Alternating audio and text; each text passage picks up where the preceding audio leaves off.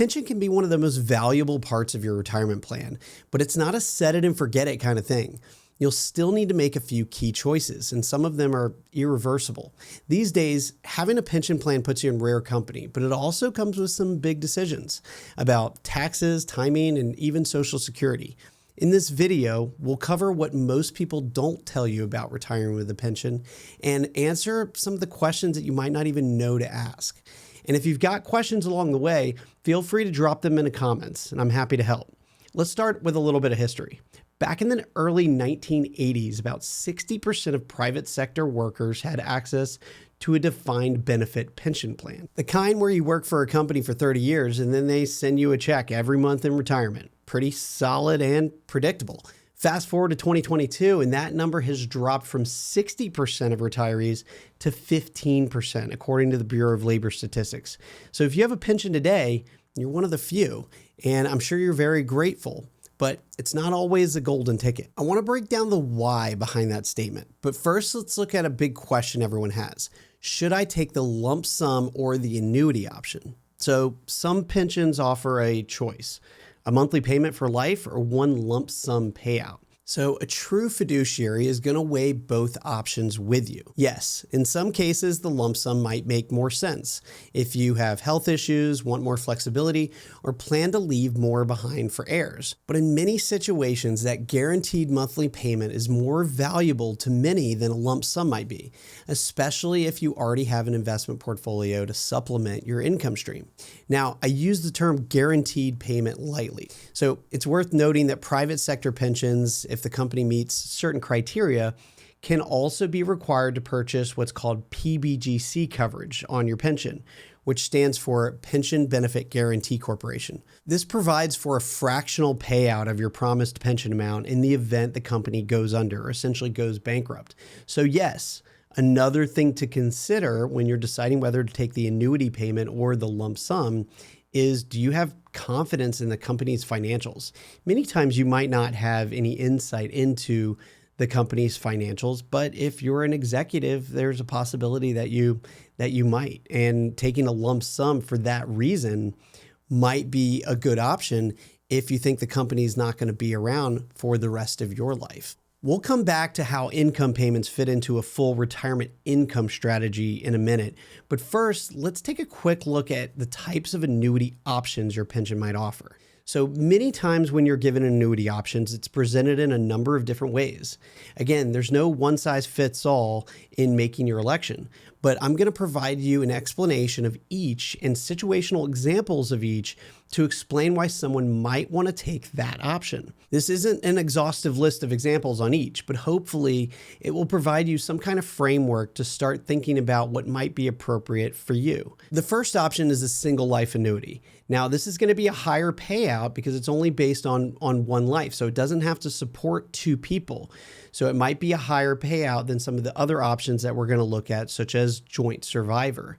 But what is a single life annuity good for? So if you don't have any dependents and you have nobody else that you need to support, so no children, no spouse, then maybe a single life annuity is going to be the most appropriate option for you because it's going to give you a higher payout today. Another example that might not be obvious on the surface, but is if you're in a second marriage, let's say, and your spouse is financially independent, and this pension is really just there for you. This is there for your spending, and having a higher income means that you just get to spend more money, right? And if your spouse is much older, and the possibility of you predeceasing them and having to support them as a surviving spouse is very unlikely, then this single life annuity option might also be the best fit for you. Now, if you're single with dependents and you want to make sure that they're supported for a period of time if you were to die earlier than expected, then the next option is going to be more appropriate.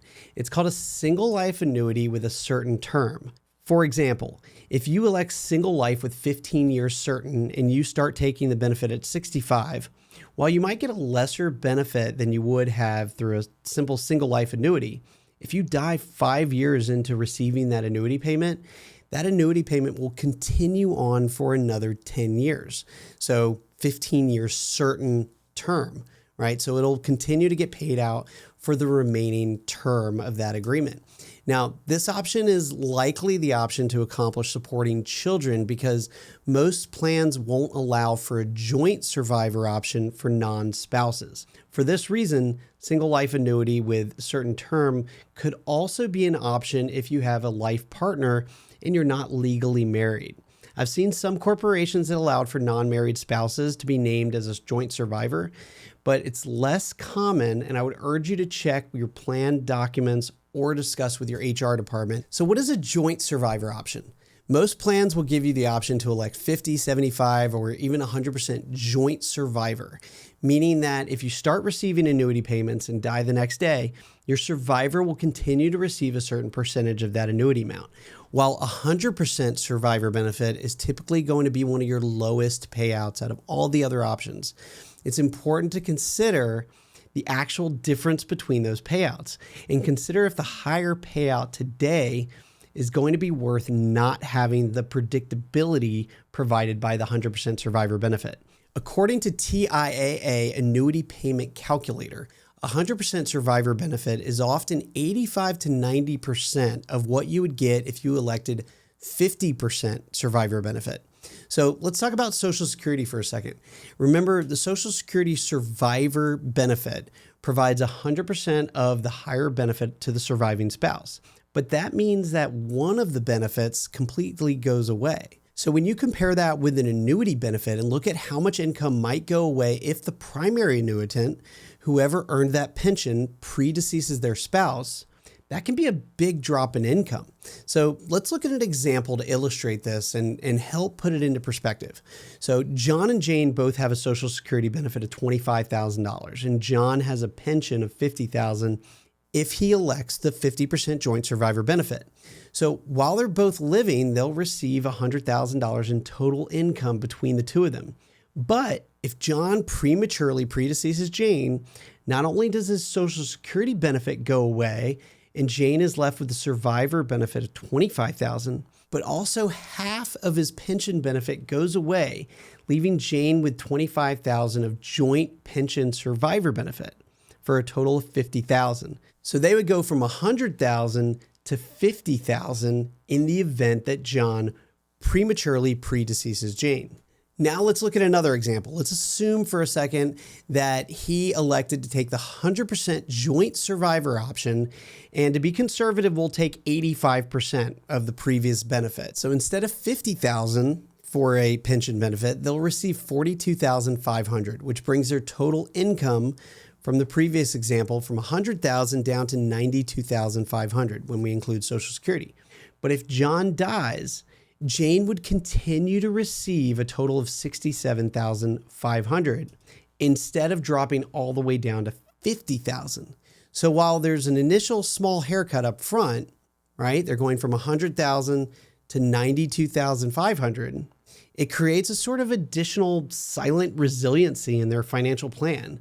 And using this example, they have to decide whether or not giving up $7,500 in income today, right, because they'll get $92,000 instead of $100,000, right, is worth leaving an additional $17,500 for Jane in the event of John's untimely death. Instead of $50,000, Jane would continue to get $67,500 if they were to elect the 100% joint survivor benefit. So no perfect answer there, but it does create sort of this silent resiliency in their financial plan and something to think about. I mean, so thinking about these things are never fun, right? But it's something that we have to think about when we build financial plans, right? What if this happens, right? If our income goes from $100,000 to $50,000 for Jane as the surviving spouse, is that going to be too much of a haircut in benefit? And will that extra $17,500 really make a financial difference for her in the event of John's untimely death? So something to think about. Okay, let's change gears a bit. Now let's take a look at two of the biggest blind spots when it comes to planning for retirement with a pension.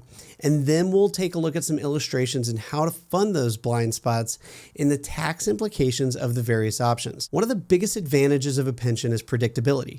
You know when you'll receive the cash, you'll know when you'll receive it, and it makes budgeting and retirement a whole lot easier. But here's something to consider. While pensions provide consistent income, they don't offer much in the way of flexibility. So if your spending ever goes up, maybe because of a home project, healthcare cost, or family support, you can't just increase your pension payment to match. It's a fixed income stream. So it's important to make sure that you have other sources of savings that you can lean on if necessary. Let's talk through another potential challenge, the timing gap. In other words, what if you retire before your pension starts? Many pensions don't begin right when you retire. For example, you might retire at 62, but your pension doesn't kick in till 65, or you might retire at 58 and your pension doesn't kick in till 62. That creates a sort of short-term bridge that has to be accounted for, and you'll need to figure out how to plan for covering that gap.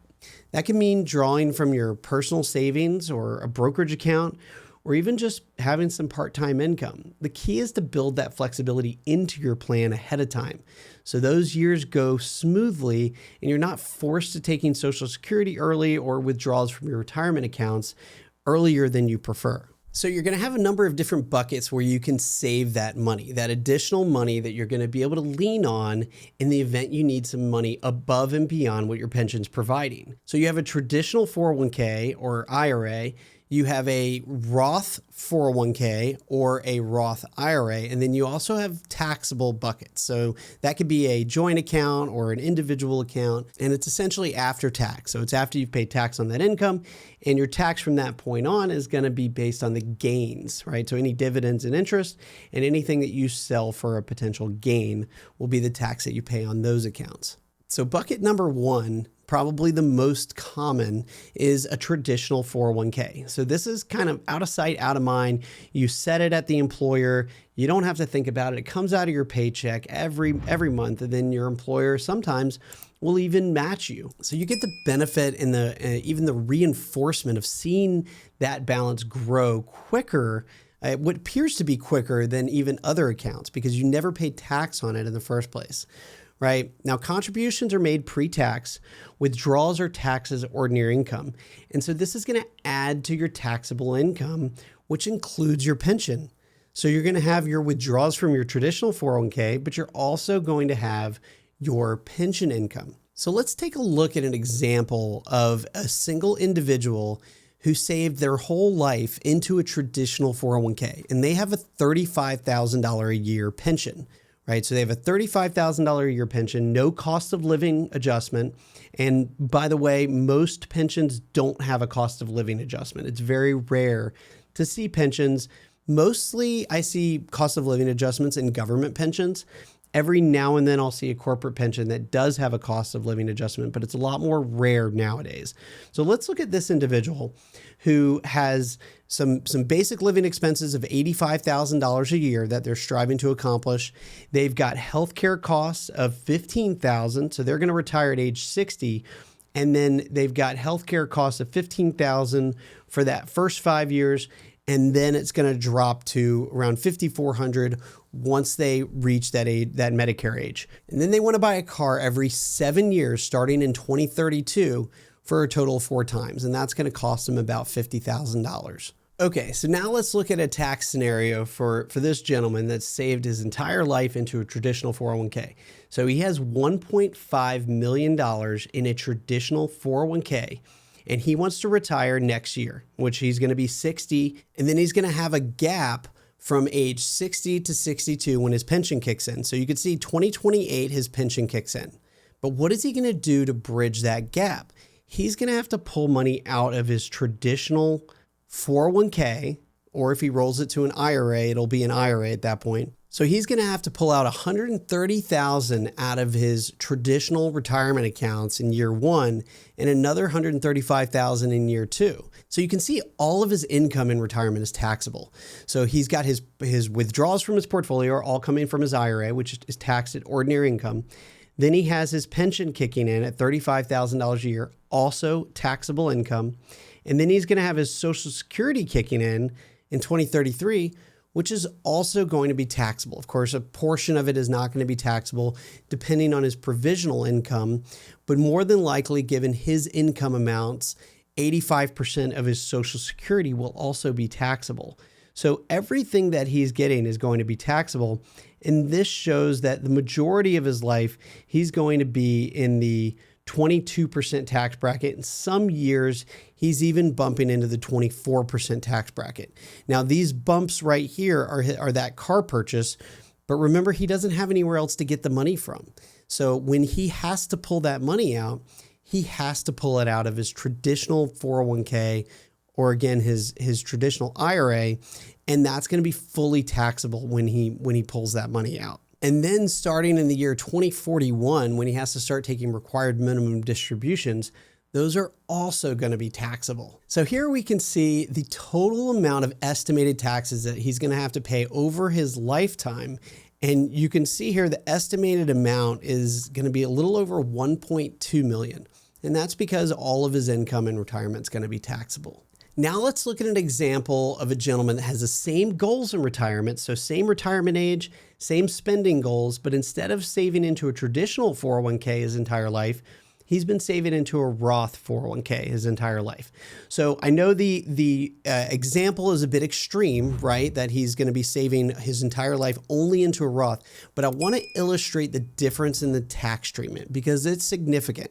So keep in mind that it's going to be a lot harder to save into a Roth 401k because you're paying taxes on it. So for this example, I'm assuming that he only has $1 million in Roth 401k instead of 1.5 million in the previous example of traditional 401k balances. So you can see in this example, during those same bridge years, instead of pulling everything out of his traditional 401k and having all of it be taxable, in these bridge years, he actually has very little to no taxable income, right? So he is in the 0% tax bracket in those years. Now, starting when his pension starts in 2028, he has $35,000 of income. The rest of it he's getting out of his Roth. So in these years, I can actually turn off this 24% tax bracket. So in those years, he's barely into the 12% tax bracket, right? So for much of his income, he's barely getting taxed at all. And then when his Social Security kicks in, he does get bumped into the 12% tax bracket, and a small portion of his income is in the 22% bracket. Now, remember how marginal brackets work is that for the majority of his income, he's being taxed at these lower brackets, and only on his marginal income over that 22% tax bracket is he getting taxed at 22%.